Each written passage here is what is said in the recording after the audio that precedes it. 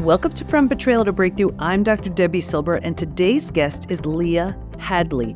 Leah Hadley, a nationally recognized financial empowerment expert, is committed to providing personalized, compassionate financial guidance through life transitions. She'll tell you she's had many challenging financial times in her adult life, becoming a parent of 3 overnight, getting divorced, and building a business from the ground up, to name a few. These have been times when her ability to hunt down appropriate resources and careful financial planning was critical to her peace of mind. A former investment analyst, sought-after speaker, and award-winning financial planner, Leah is the founder of Great Lakes Investment Management and Great Lakes Divorce Financial Solutions. As an accredited financial counselor, a certified divorce financial analyst, and a mediator, Leah uses her knowledge and more than 15 years of experience to help her clients make intentional financial decisions. Do you have a healthy or a toxic relationship with money? I'm about to have a conversation with Leah, a certified divorce financial analyst who'll be giving us the ins and outs, the do's and don'ts when it comes to your finances, particularly when you're coming out of a toxic relationship. Don't worry if this isn't something you're good at yet. The idea is to empower you to create the financial freedom and ease that comes with healthy money management. Here we go. Okay, everybody, I am here with Leah Hadley today, and we are talking about rebuilding your life and finances after being in a toxic relationship. Welcome, Leah. Thank you so much for having me. Oh, absolutely. So let's talk about this, because this is something that I know a lot of our members within the PBT Institute experienced. They thought everything was fine. They were humming along, and then all of a sudden they're going through a separation or a divorce or something and really finding, holy moly, I don't know what's going on with the money and I'm really struggling. First of all, tell us why you got into this, and then we'll see where we go. Sure, absolutely. So I got into this kind of in an interesting way. I started my career as a teacher, and I got really burnt out in the classroom and took a job, for just a temporary job at an investment bank as an administrative assistant. And I remember walking into that investment bank very well because I felt like a fish out of water. Everybody was using terminology I'd never heard of. I felt like I was a well-educated person. I had a master's degree, I was professional. And here I was, didn't even know what people were talking about. And so that experience really colors a lot of the work that I do, because I recognize that people of all different walks of life, some very successful in their careers, have a lack of familiarity with financial terminology, really underdeveloped in terms of financial literacy. And so it's an area that's really become a huge passion of mine, to empower women to really be intentional and take control of their finances in a meaningful way. And I know we have members, it's women and it's men too. I see how a toxic relationship can really impact them on both sides. Let's talk about that. How can a toxic relationship impact someone financially? It can impact them in so many different ways. Every relationship is unique and that dynamic is unique. But for a lot of folks, they are kept in the dark as it relates to finances. It's a very controlling tactic that people use in relationships. But some people, again, don't necessarily feel really confident when it comes to money and are happy to give that power to somebody else because they don't want to deal with it. And so this creates this real imbalance of power between the two people and can impact the relationship in a variety of different ways. And it's interesting because sometimes in a new relationship, it can actually seem like a really nice thing. This person is taking care of me. I don't have to worry about the money because I know that they have it under control. But over time, it can have a negative impact on somebody's confidence and their ability to make good financial decisions for themselves, to know that they do have the ability to take responsibility for their finances and they don't have to be dependent on somebody else to do that.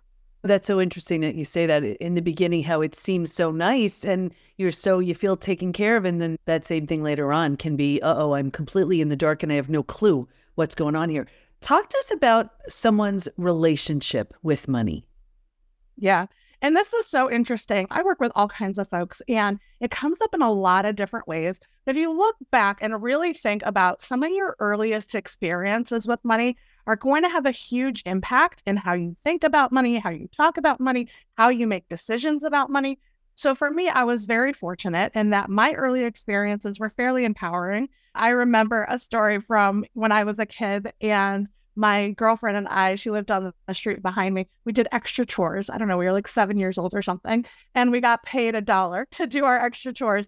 And we went up to the drugstore. We rode our bikes up to the drugstore. And it was a time when you could still get candy for like 5 and 10 cents a piece. And we felt like it was like Christmas morning. We could get whatever we wanted for $1. It came back with all this candy. And it was like, oh, if you work for something, then you get rewarded and you get something from it. But I was talking with one of my clients who shared a story with me about when she was babysitting as a teenager and how she had been babysitting for this family and how they had never given her a raise over all of these years and how she had talked to her parents about it. And they said in no uncertain terms should she ask for any more money.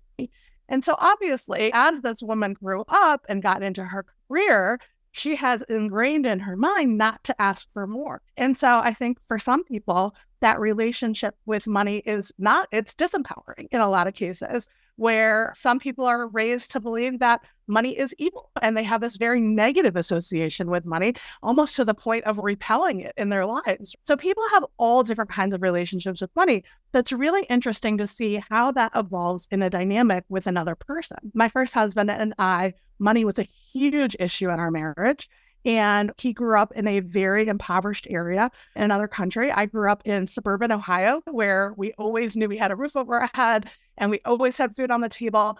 And those experiences created a lot of conflict in our relationship and a lot of toxicity, really, because at that time, I didn't understand where it was coming from. I didn't understand how to talk about it. All of it was conflict in my mind at that time. And so now I'm remarried. And I have some of those same messaging because I don't want the conflict in my marriage. And sometimes my husband has to remind me, I'm not that other person. Like this, we can talk about these things. But when you have those experiences, they start to pop up in other areas or with other people. It's so true. And you reminded me of there's so much to overcome when you come from a set of beliefs or circumstances. Like I grew up, there just wasn't money. And I'll never forget, there are always these defining moments where it shapes you. And I was in high school. Then I remember I had to get a lot of my clothes from hand-me-downs from neighbors, or there was a local thrift shop. So there was a thrift shop, and then my mom would get clothes from the thrift shop for me.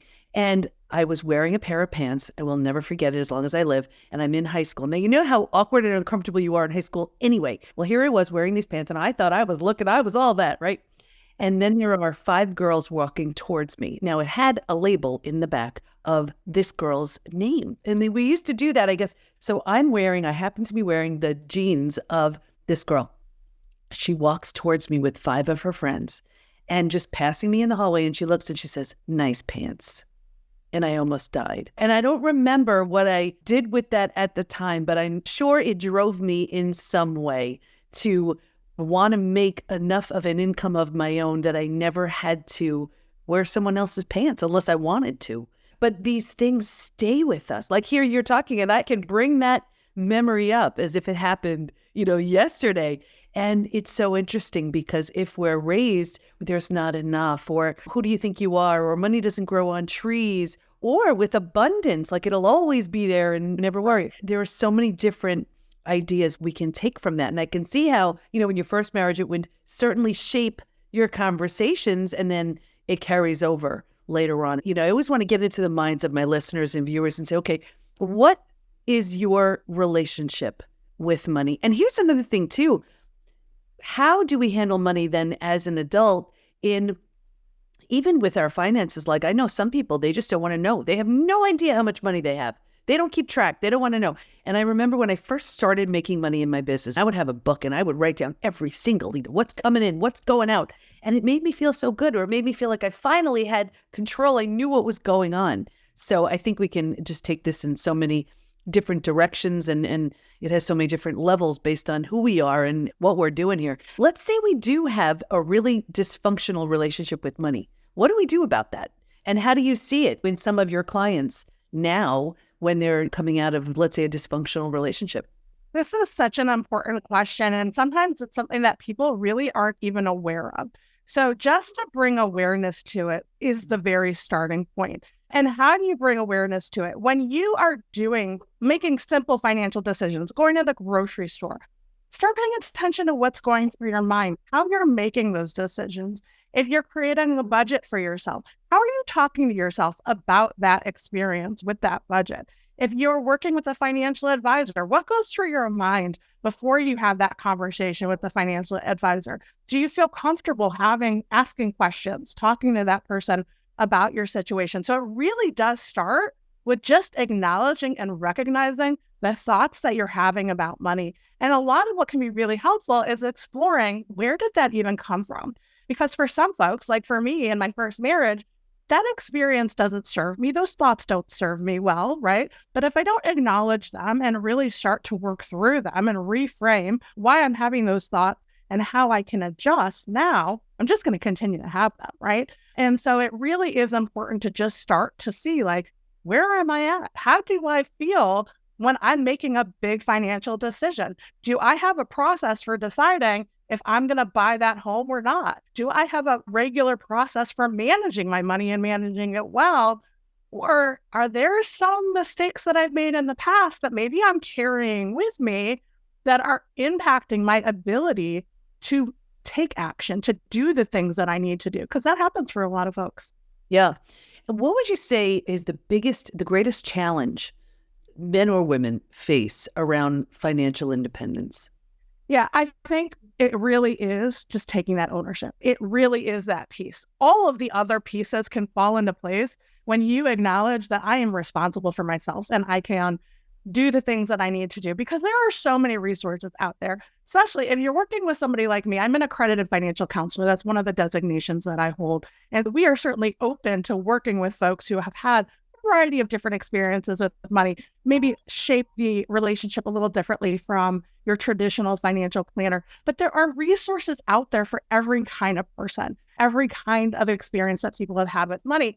But you have to be empowered enough to look for them, to know, to be able to have the conversation with somebody like me and say, who do you know who can help me? But there are resources, and action is really what starts to build that confidence. So every time you take action, you show yourself that, hey, I can do this. And acknowledging that there will be missteps along the way. It happens to everybody. We can't all know everything. There are, unfortunately, financial professionals who may be condescending. You may have a negative experience having some of those conversations, acknowledging that person, that's not me, not internalizing that, and saying, okay, who else can I talk to? That was not a good experience. Who else can I talk to? But really, those action steps are really going to help people to embrace that financial independence. And I think that's it too. It can be such an intimidating conversation. And especially if we're so in the dark and so clueless, and then someone's speaking to us and we're like, I don't even know what they're talking about. That could be intimidating. And then we stay in this space of,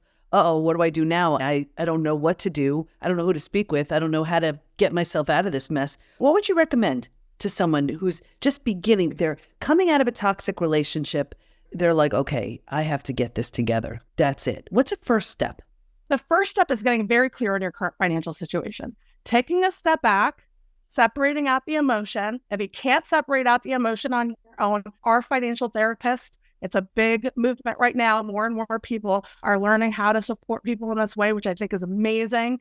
But take a step back, separate out the emotion, and get very clear on right now, what is my income? What's the timing of my income? What are my expenses? What are the timing of my expenses? What do my assets look like? What do I own?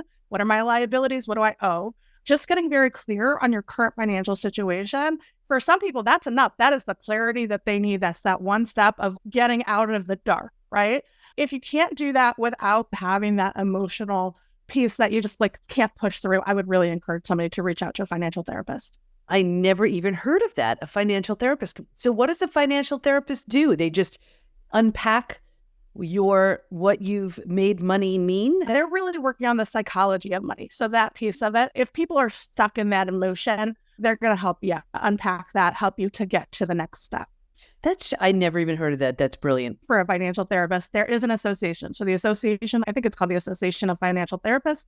And then you can do a search on that site and find somebody for you. And they have both the mental health training as well as the financial background, which is really nice. Yeah. That's great. Tell us some of the mistakes people make. Oh my goodness. There are so many. But I think the biggest one is not acknowledging that there's been a change. And so a lot of times people just want to live like nothing has happened. And from a lifestyle perspective, from a spending perspective, For a lot of people, that can mean overspending based on their current situation when there has been a major change.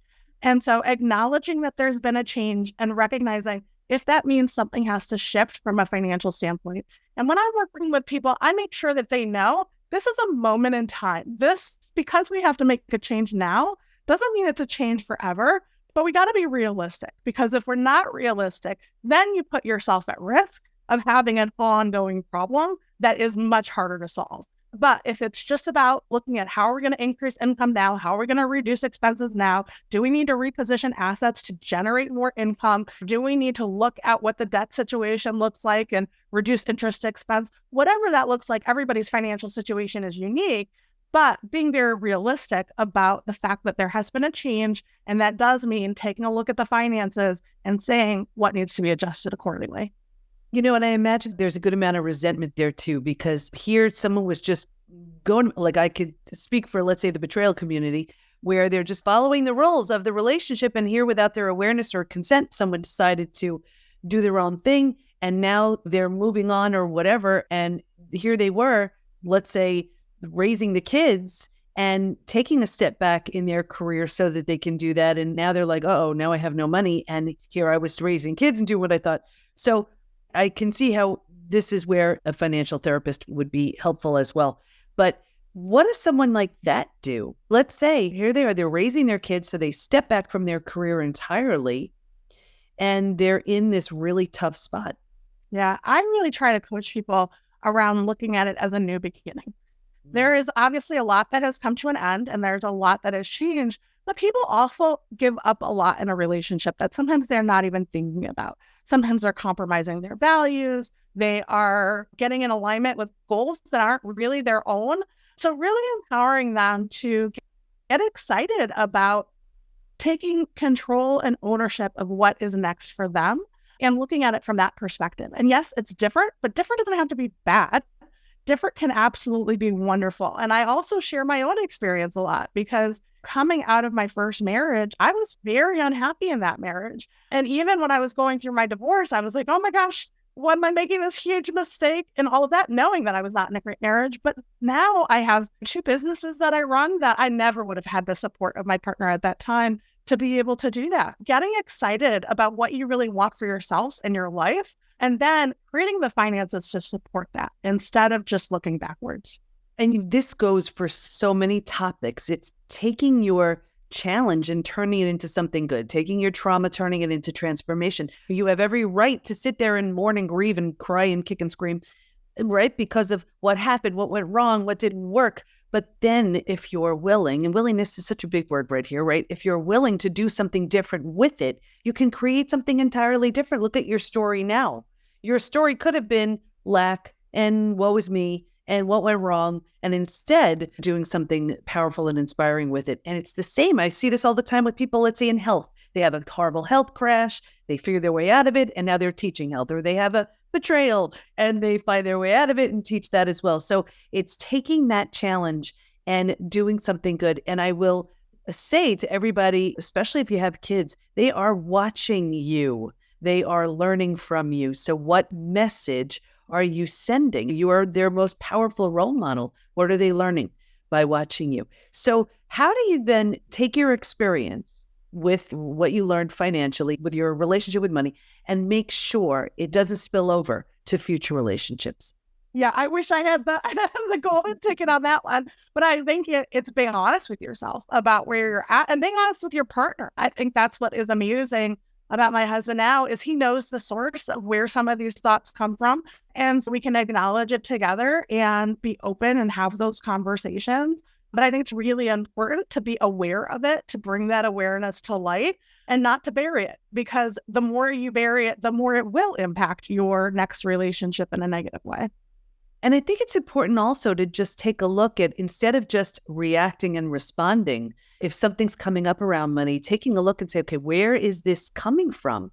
It's not coming from this. Very likely it's not coming from the scenario that's affecting you right now. Where did that belief come from? Where did that thought come from? Where did that idea come from? Probably something that happened at some point along the journey, for sure. You know, you want to be cautious. If you are somebody who doesn't feel confident with money, and I've seen this so many times play out, that it's very easy to want to give that power over again and put yourself back in that cycle again. And so it really is, if you know that about yourself, if you don't want to deal with the finances, that is a huge message that it's time to increase financial literacy and to acknowledge that nobody's knowing how to manage money. These are skills that are developed over time. And there are a lot of skills. I had a client who emailed me this past week. She had some very specific accounting questions. I'm a financial planner. I'm not an accountant. And so these are the kinds of questions that I rely on a CPA for. And, I know my lane. I'm not going to know it all. And nobody is. Even though this is my full-time thing that I do all day, every day, tons of continuing education, I'm not going to know it all. So you're certainly not. And that is completely okay. But what's not okay is to say that I don't know it all. I'm not going to learn anything. And I'm just going to let somebody else handle it for me, because that's how you get taken advantage of. And so it's really important that you have at least basic knowledge and information, especially about your own financial situation. So that way you can make sure that you are making good decisions in those relationships, not just with the partner, but with the professional as well. Yeah, it makes so much sense. And speaking of relationships, I'll never forget, it was a seminar, and I think it was like a speaking seminar, growing your speaking practice or something, and a million years ago. And the trainer was talking about your relationship with money. And it was so brilliant because she said, think about it. If you're not paying attention to, think of money as a relationship. If you treated it poorly, if you didn't respect it, if you didn't pay attention to it, what kind of relationship would you have? And it's really so true, right? If we're not respecting it, if we're not treating it, what kind of relationship would that be? That stuck with me all those years later. What do you want to make sure everyone knows as we wrap up? You are absolutely in the driver's seat when it comes to your finances, regardless of how you feel about money in this moment, regardless of your financial situation in this moment, you are in the driver's seat. I want to acknowledge that people, regardless of income, struggle with financial confidence. That is completely normal, but it's also something that you can overcome, that you can take the actions, you can get the support that you need, and you can become a person who feels very confident making financial decisions. I love that. And I love the idea that it's really not about how much money you make. Your money, it doesn't define your value and your worth. And I think many of us use a number to define our value. And you think about the numbers we use, how much money we made, what the number on the scale is, the number of whatever the number is, and what, score you got on a test if you're a kid. And what would happen if we got away from the numbers a little bit and recognized our value and worth just really for what it is, having nothing to do with money, but again, learning how to manage it, because that's just good practice. So I want to thank you so much for your time and your attention. Where do we go to learn more about you and the great work you do?